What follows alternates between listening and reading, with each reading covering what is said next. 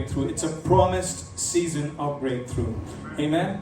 As we come to the penultimate lesson in our encounter series, please welcome Pastor Winnie. She brings us God's word.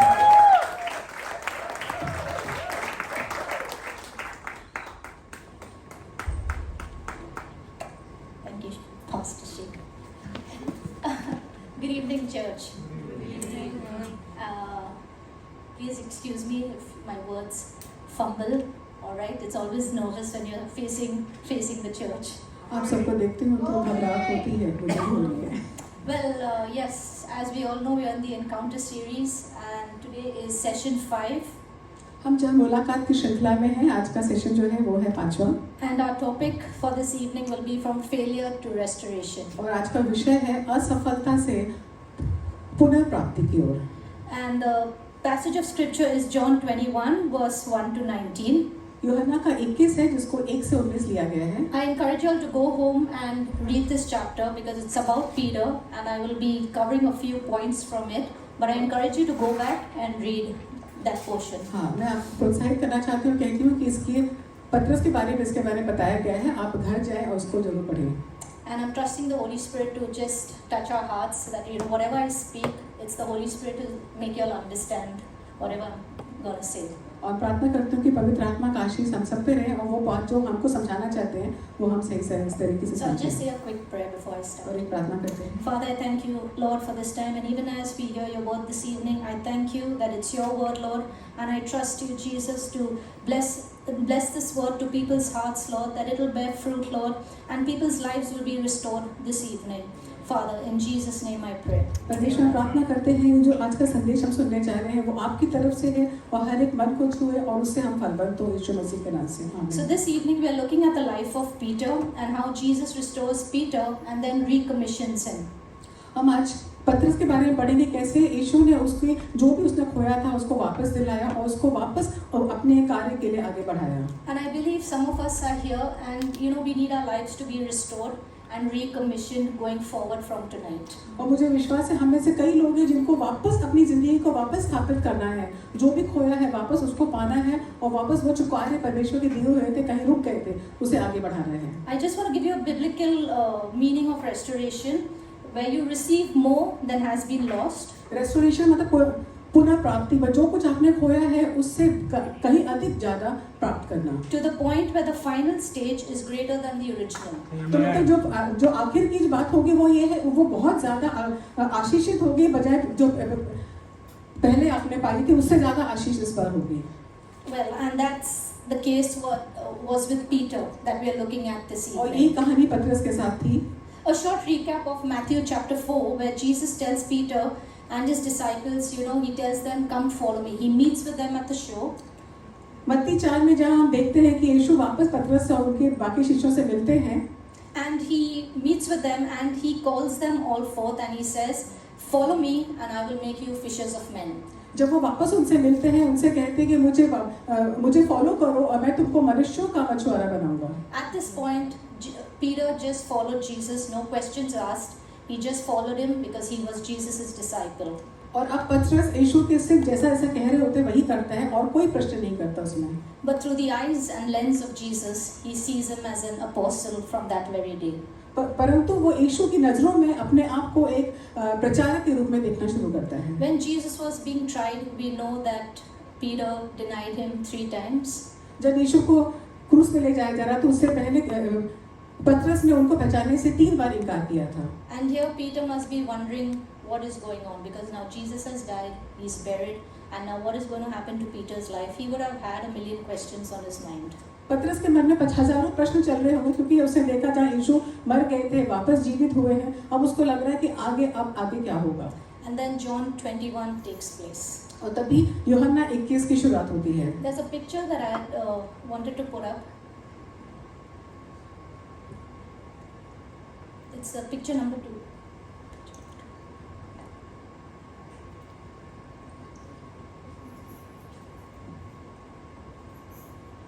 Well, this was a similar story from Matthew chapter 4, but only here.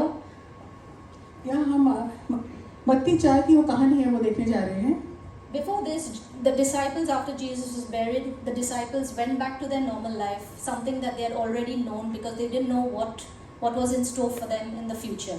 अब जब यीशु को दफना दिया गया तो गुफा में रख दिया गया था, उसके बाद वे आम जिंदगी जीना शुरू कर चुके थे। अब उन्हें इस बात का कोई अंदेशा नहीं था कि आगे क्या होने वाला है। But now Jesus is resurrected and he comes and meets them at the shores. और जब यीशु पुनर्जीवित होते हैं, वो समुद्र के किनारे अपने शिष्यों से वापस मिलते हैं। And yet again he helps them with another big catch like Matthew chapter 4.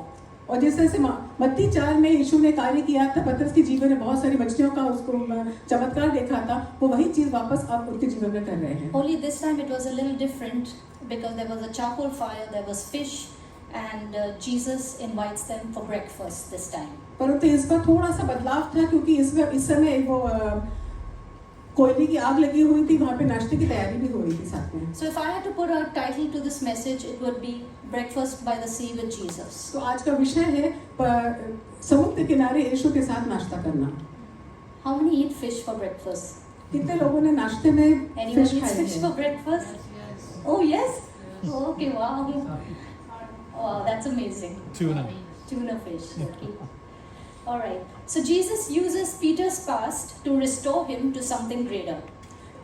यीशु ने पतरस का जो पिछला समय था उसको इस्तेमाल करके वापस उसकी जिंदगी में एक जो भी उसने खोया था वापस लौटा रहे थे। So using this portion of scripture from John 21, there are a few points that I've taken out as in short, just to refresh your mind that, Jesus asked Peter 3 times, do you love me, right?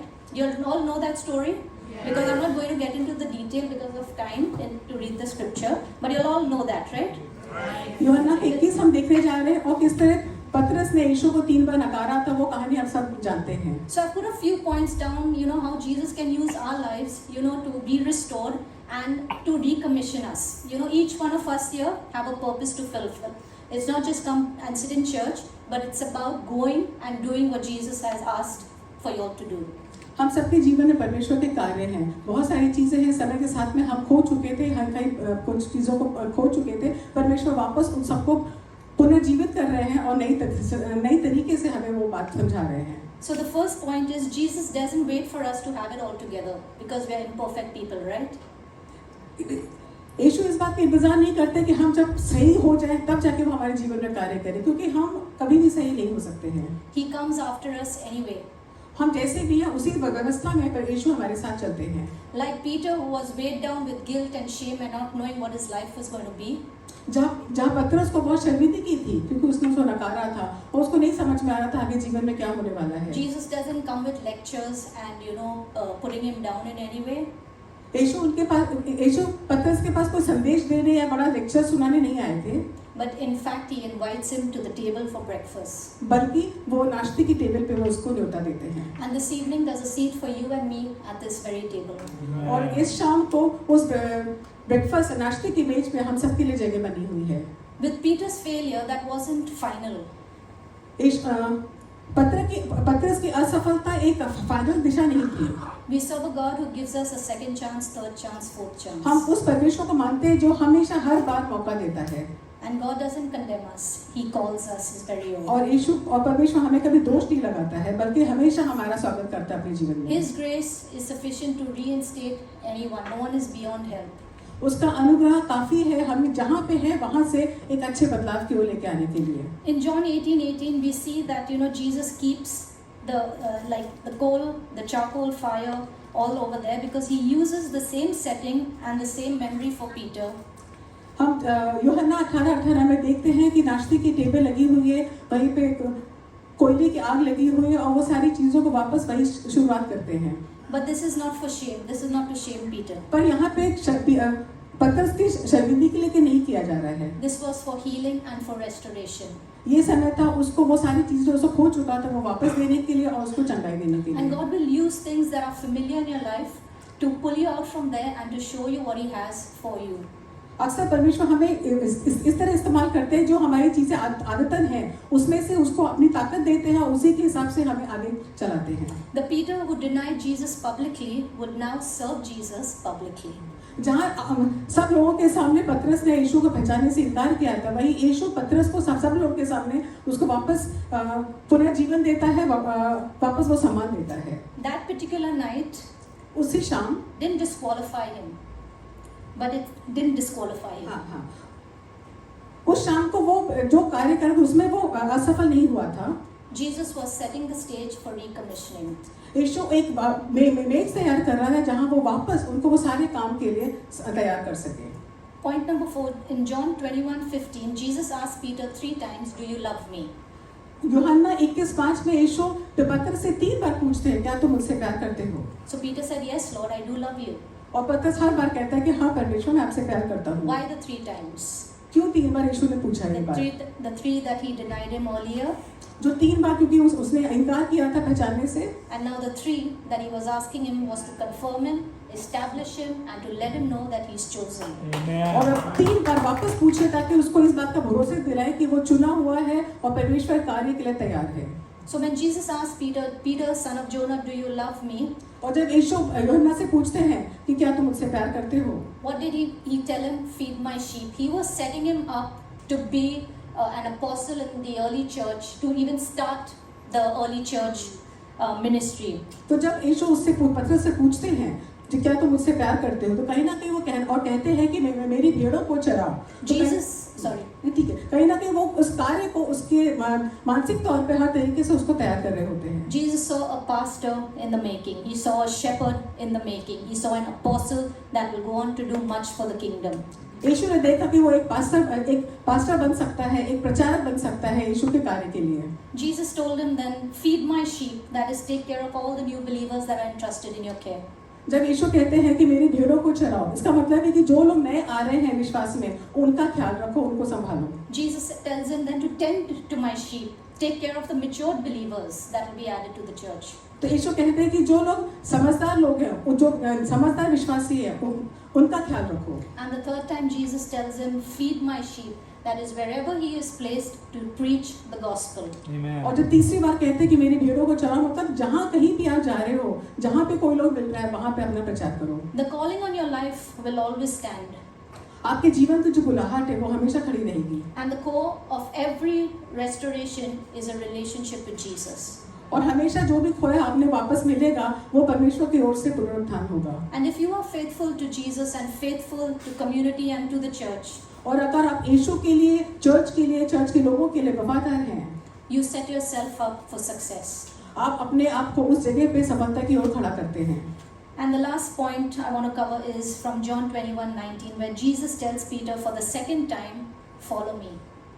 और मैं यूहन्ना 21:9 का है जहाँ पे यीशु दूसरी बार पूछते हैं, पतरस से कहते हैं कि मेरे साथ चलो। Now this was a new identity, a new Peter, and a new way forward for him.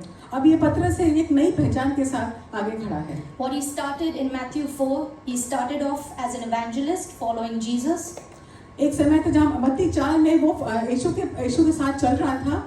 And now he was an apostle going to usher in the Holy Spirit in the new at Pentecost, the church. और अब वो एक प्रचारक के रूप में पवित्र आत्मा की ताकत से वहाँ पे खड़ा है। So when Jesus calls us, there's no backward regrets, but only forward obedience. तो जब यीशु हमको बुलाते हैं, तो जो पुराने कार्य है उसके लिए कोई शर्मिंदगी नहीं है, परंतु आगे बढ़ाने की वो ताकत देते हैं। From being a failure to being reinstated by God. असफलता से आगे बढ़कर पुनः वापसी की ओर। So this evening there is a place at the breakfast table for you and me. तो आज शाम नाश्ते की मेज पे हम सबके लिए जगह बनी हुई है। We would have said things we shouldn't have in our lifetime. हमने बहुत सारी चीजें जो करना चाहते थे नहीं कर पाए। We would have denied Jesus somewhere, sometime. हो सकता हम कभी अपने जीवन में यीशु को नकार देते। We would have drifted away with our own plans and desires. हमारी इच्छाओं, हमारे जो प्लान उसके कारण कहीं और चले जाते। Made wrong choices in life. गलत डिसीजंस लेते। Return to old habits and old ways. वो सारे कार्य जो पुराने थे वापस उसकी ओर चल पड़ते। And wondering if we've gone too far in life that we are beyond help. हो सकता हम इतनी दूर चले जाते जहाँ से कोई मदद ना मिलती। This evening he's calling you back. इस शाम को वो आपको वापस बुला रहा है। He's not calling you out, he's calling you back to himself. वो बाहर नहीं निकाल रहा है, बल्कि वो अपनी ओर बुला रहा है। So looking at Peter's life, Jesus doesn't use the flawless. तो पतरस का जीवन देखते हैं तो परमेश्वर आपकी गलतियों को नहीं देखता है, He uses people that are surrendered to Him. वो उनका इस्तेमाल करता है जो पूरी तरह समर्पित होते हैं। And boldness is born from brokenness. और निडरता जो है वो टूटने से आगे आती है। And we go on to see in the book of Acts the way God used Peter. वही हम प्रेरितों के कार्य में देखते हैं जहाँ परमेश्वर ने पतरस का कैसे इस्तेमाल किया। He began to minister to people and 3,000 people were added one day to the church. वो लोगों के जीवन में सेविकाई का कार्य करना शुरू किया और किससे 3,000 से ज्यादा लोग उसकी सेविकाई में आए। He moved in signs and wonders to even raising a dead person back to life. उसने कई चमत्कार किए और ऐसे कई जहाँ जो मृत्यु शरीर था उसमें जीवन लेकर आया। And this evening it could be you and me doing the same. और आज शाम को आप और हम भी इस तरह के बड़े-बड़े कार्य कर सकते हैं। So I just want to end with just one question that I have for you all this evening. तो आज खत्म करते-करते एक प्रश्न है जो आप सबसे कहना चाहती हूँ। It all comes down to, do you love Jesus? ये एक प्रश्न क्या आप यीशु को प्यार करते हैं? Because if you love him, you'll do what he requires of you to do and you'll go on to build his kingdom. क्योंकि अगर आप उससे प्यार करते हैं तो वही सारे कार्य करेंगे जो आपसे कह रहा है। Amen. God bless you.